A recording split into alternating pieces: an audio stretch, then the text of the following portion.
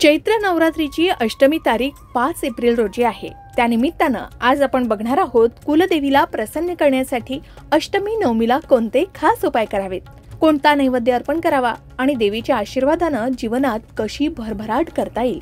चला तर मग जाणून घेऊया अष्टमी नवमीला कुलदेवीला प्रसन्न करण्यासाठी खास उपाय। पण त्याआधी आमच्या चॅनलला सबस्क्राइब करा। तुम्ही जर हा व्हिडिओ फेसबुकवर पाहत असाल तर फेसबुक पेजलाही फॉलो करा। मंडळी, नवरात्रीतल्या अष्टमी नवमीचे दिवस खास असतात। या दिवशी कुलदेवीला प्रसन्न करून तिचा आशीर्वाद मिळवला तर संपूर्ण वर्षभर सुख समृद्धी लाभते असं म्हटलं जातं। शिवाय कुठल्याही कार्यात विघ्न येत नाही आणि घरात सतत आनंद राहतो। चला जाणून घेऊया सोप्या पद्धतीनं कुलदेवीची सेवा कशी करावी। अष्टमी किंवा नवमीच्या दिवशी पहाटे लवकर उठावं, अंघोळ करून स्वच्छ वस्त्र परिधान करावीत। कुलदेवीच्या फोटो किंवा मूर्ती समोर तांब्याच्या ताटात गंध, हळद, कुंकू, फुलं व्हावीत। अगरबत्ती, धूप लावावी, तुपाचा दिवा लावावा।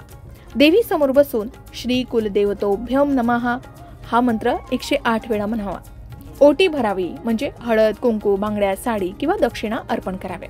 आता ही महत्वाची गोष्ट आहे जी अष्टमी किंवा नवमी तिथीला आवर्जून करावीच। अष्टमी नवमी तिथीला कुलदेवीची ओटी भरावी। पण ही ओटी का भरावी तर आपल्या घराण्याच्या कुलदेवीची पूजा करणं आणि तिला ओटी भरणं ही आपल्या परंपरेतील महत्त्वाची प्रथा आहे। अष्टमी आणि नवमी हे देवीच्या उपासनेसाठी अत्यंत शुभ दिवस मानले जातात। या दिवशी कुलदेवीची विशेष पूजा करून तिची ओटी भरल्यास देवीच्या कृपेनं सुख, समृद्धी, आरोग्य आणि अखंड सौभाग्य लाभतं। शिवाय अष्टमी आणि नवमीला देवीची ऊर्जा सर्वात जास्त प्रभावी असते असं शास्त्र सांगतं।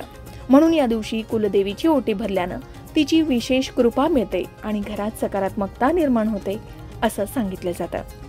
कुलदेवी हे आपल्या कुटुंबाचं रक्षण करणाऱ्या शक्तींपैकी एक मानली गेले। तिची नियमित पूजा आणि ओटी भरल्यास घरात संकट, दारिद्र्य आणि नकारात्मक ऊर्जा दूर राहतात। अष्टमी नवमीला कुलदेवीची ओटी भरल्यानं स्त्रियांना अखंड सौभाग्य आणि आरोग्यही लाभतं। कुटुंबात पैसा आणि समाधान राहतं। शिवाय कुलदेवीच्या ओटीमुळे कुटुंबात वंशवृद्धी होण्यासही मदत मिळते बरं का, आणि पुढच्या पिढ्यांवरही देवीचे आशीर्वाद राहतात। विशेषतः नवविवाहित स्त्रियांनी कुलदेवीची ओटी आवर्जून भरावी असं सांगितलं जातं। यामुळे घरात सुख, शांती आणि ऐश्वर्य येतं, आर्थिक अडचणी दूर होतात आणि धनवृद्धी होते। कुटुंबावर देवीचं कवच असतं। स्त्रियांना अखंड सौभाग्य आणि दीर्घायुष्य मिळतं। घरात होणाऱ्या वाईट घटना आणि अडथळे सुद्धा यामुळे कमी होतात। मात्र ओटी भरताना श्रद्धा आणि भक्तिभाव महत्वाचा असतो।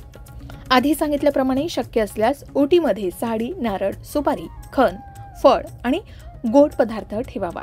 देवीला ओटी भरल्यानंतर गरजू स्त्रियांना या वस्तू दान केल्यानेही देवी अधिक प्रसन्न होते असं म्हणतात। तर अशा पद्धतीनं यंदाच्या अष्टमी नवमी तिथीला तुम्हीही तुमच्या कुलदेवीला ओटी भरून तिचे आशीर्वाद नक्कीच मिळवू शकता। देवीला मनोभावे प्रार्थना करून ओटी समर्पित केल्यानंतर शक्य असल्यास गरजू महिलांना काहीतरी दान करावं। यामुळे सुद्धा देवी अधिक प्रसन्न होते। ही छोटी सेवा घरात सुख, समृद्धी आणि देवीचा आशीर्वाद मिळवण्यासाठी प्रभावी ठरू शकते। त्यानंतर कुलदेवीला प्रिय नैवेद्य अर्पण करावा। शक्य असेल तर अष्टमी नवमीच्या दिवशी अखंड ज्योत लावावी आणि या दिवशी दिवसभर ओम दुम दुर्गाय नमः हा मंत्र जपत राहावा।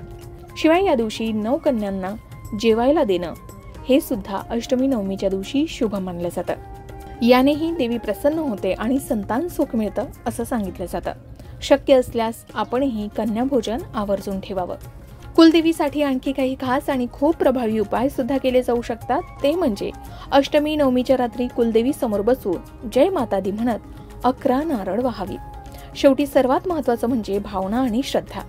देवी आपल्या भक्तांच्या भावनेवर खुश होते। नुसते श्रीमंतीपेक्षा मनाची शुद्धता आणि सेवा महत्वाची असं म्हटलं जातं।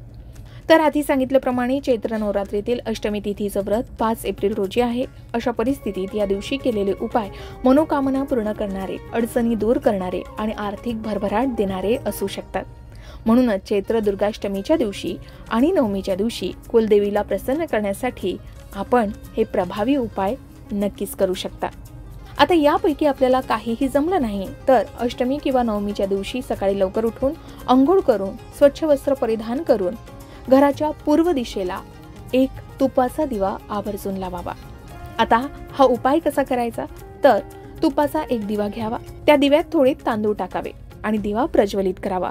हा दिवा घराच्या पूर्व दिशेला ठेवावा। या उपायानं घरात शुभ ऊर्जा प्रवाहित होते, अडथळे आणि संकट दूर होतात आणि देवीची विशेष कृपा मिळते। शिवाय जर पैशाची तंगी असेल, कर्जाचा भार वाढला असेल किंवा घरात संपत्ती टिकत नसेल तर हा उपाय अत्यंत प्रभावी मानला गेलाय। मात्र देवीची कृपा मिळवण्यासाठी फक्त उपाय पुरेसे नाहीत, तर श्रद्धा आणि मनपूर्वक सेवा करणंही तितकंच महत्त्वाचं आहे। अष्टमीच्या किंवा नवमीच्या दिवशी घरात आवर्जून स्वच्छता ठेवावी, देवीला मनोभावे प्रार्थना करावी आणि शक्य असल्यास गरजू व्यक्तींना अन्न दान करावं। तर मंडळी, या उपायांमुळे तुमच्या जीवनातही सुख समृद्धी नक्कीच येईल आणि देवीचे आशीर्वादही तुम्हाला नक्कीच मिळतील। तुमच्या घरी सुद्धा यापैकी कोणता उपाय केला जातो का? कमेंटमध्ये नक्की सांगा आणि तुम्हाला आलेले अनुभव सुद्धा शेअर करायला विसरू नका। अशाच प्रकारे सणावारा संबंधित व्रतवैकल्य असतील, उपासना असतील, पूजा विधी संबंधित आणखी काही माहिती तुम्हाला हवी असेल, त्याचबरोबर वास्तुशास्त्र, ज्योतिषशास्त्र, अंकशास्त्र यांसारख्या विषयावर तुमच्या मनात काही शंका असतील तर त्या कमेंट बॉक्समध्ये नक्की विचारा। शिवाय तुम्हाला आणखीन कोणत्या विषयावरचे व्हिडिओ ऐकायला आवडतील ते सुद्धा कमेंट करून सांगा। या संबंधित संपूर्ण मार्गदर्शन तुमच्यापर्यंत पोहोचवण्याचा आमचा हा प्रयत्न आहे, तेव्हा कमेंट नक्की करा। अशाच प्रकारच्या माहितीपूर्ण व्हिडिओसाठी लोकमत भक्ती चॅनलला नक्की सबस्क्राईब करा आणि बेल आयकॉनला क्लिक करा, म्हणजे आमच्या नवनवीन व्हिडिओचं नोटिफिकेशन तुम्हाला मिळत राहील। तसेच योग्य आध्यात्मिक मार्गदर्शनासाठी लोकमत भक्तीच्या फेसबुक पेज आणि इन्स्टा पेजला लाईक आणि फॉलो करायला विसरू नका।